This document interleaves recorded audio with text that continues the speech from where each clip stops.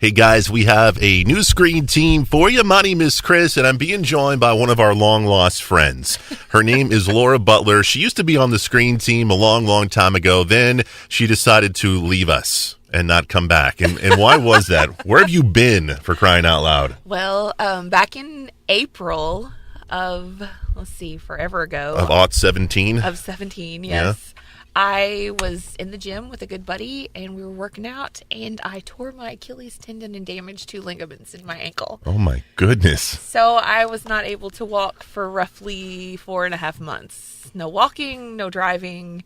It was hell on earth. Were you able to watch any movies at all while you were recovering? I watched, or rewatched, I should say, every single movie that I own. Yeah. And then several others, and some of them I watched like 3 or 4 times because I like them. But yeah, I did nothing. I read like 60 books in 4 months. And how are you feeling now? I feel good. I have 1 more therapy session, and then I'm good to go. So awesome. I should be back in line. Awesome. We've got a nice little eclectic array of movies. We're going to be reviewing the movie Deepwater Horizon with Mark Wahlberg a little bit later on. We're going to be joined by your nephew, Noah, and you guys are going to be doing the movie Trolls. But first up, we've got a movie that came out, I believe, last year? I want to say last year. Or was it this year? I can't remember. It was released sometime in the past. Let's just put it that way. I'm pretty sure. Was it last year? Early this year. All right. The movie's called Money Monster. You got George Clooney. You got Julia Roberts. Right there. That should be makings of a hit. Movie. That's a money movie right there. Laura, was it a money movie to you? I liked it in a lot of ways. It was a lot of high action, not like a thriller, adrenaline type stuff, but you keep watching because you want to see what happens next. Right. And I think it flowed really well. I wasn't completely crazy about the ending. It was kind of those wah wah wah. Like, well, they could have ended that differently. But all in all, I liked pretty much every performance in it. Yeah, I agree with Laura. I enjoyed the movie as well. Like when you first pick these movies, I'm like, oh, Money Monster. What is this about? This is gonna be brutal. And I like George Clooney, and at times I like Julia Roberts. So it wasn't really the cast. It just seemed like one of those Hollywood things that's kind of a waste of time. I enjoyed the movie a lot. It's predictable in a lot of elements, a lot of ways. The narrative, you're like, okay, I can see where this is headed, kind of thing.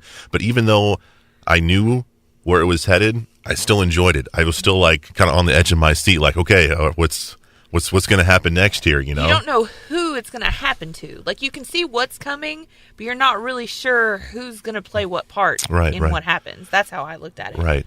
George Clooney kind of plays a guy you might see on TV, on a CNN or an MSNBC, one of those kind of guys, those money experts who comes on and says, hey, you need to buy stock in Laura Butler or something like that, one of those kind of guys, yes.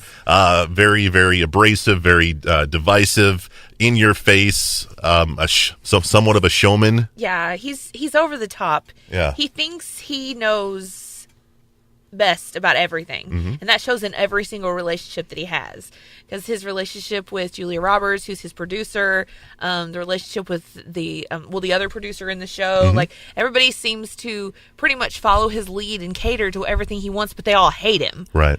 And except for her, she doesn't hate him. She's familiar with him. Yes. Yeah. But the circumstances of the show, when this man comes to the show while he's live on air, and he's a younger guy, and he's got the, I guess, is it Boston accent? Yeah. He's got the deep Boston accent. He's very, I'd say, lower income, uneducated maybe, and he comes in and he holds up the show. He hijacks it. Yeah, he hijacks it. He takes George Clooney hostage, and because he was cheated in the stock market, and he's blaming George Clooney because Clooney told him that this investment was safer than a savings account. Right. And so he took it at his word, and he invested all this money from his inheritance. And lost like $60,000. Lost it all. Yeah. Yes. But they were saying the word that they explained why they lost it was a glitch. Right. A glitch. And he was like, he got angry because he's like, what does that even mean? So he demands that this guy, that George Clooney, find out for him what the heck a glitch is and Right. what does that mean. He wants an explanation. Yes, instead of just eating it and saying, well, okay, well, that's what happens. He's like, well, what does that mean? Well, you could be just cheating the crap out of us. Right. And we don't even know it. So I'm not going to accept that. I want you to tell me. Right. So it just makes this whole huge drama unfold that encompasses all these new characters because he is bound and determined that he's going to have answers. And he doesn't want to be somebody, doesn't want people blowing smoke. He wants to really know what happened. So they go on this journey to find the people to find out what happened. So would you recommend this film to other people? Yeah, I would. Not kids. There's quite a bit of cussing, bad language in it. But it's one that, like you said, it's a little bit predictable. But I thought the acting was done really well. Yeah. And the man that plays Kyle, you told me earlier, he's the same guy that plays the main character in Unbroken. You wouldn't know that. I didn't know it when I first noticed him. But he does a really good job in this film. Yeah, he's a very emotional. Very, very good actor. Yeah, that one scene where the police and the producers of the show are trying to get the character to Kyle to stop. They get his wife or his girlfriend on the phone or video conference, and she basically just berates him, and you see like his confidence just go. Yes. That made me so sad. Even though he was hijacking the show, you're like, right, what a poor guy. It's like he's like a vigilante, but he really, he did it the wrong way, but he was right.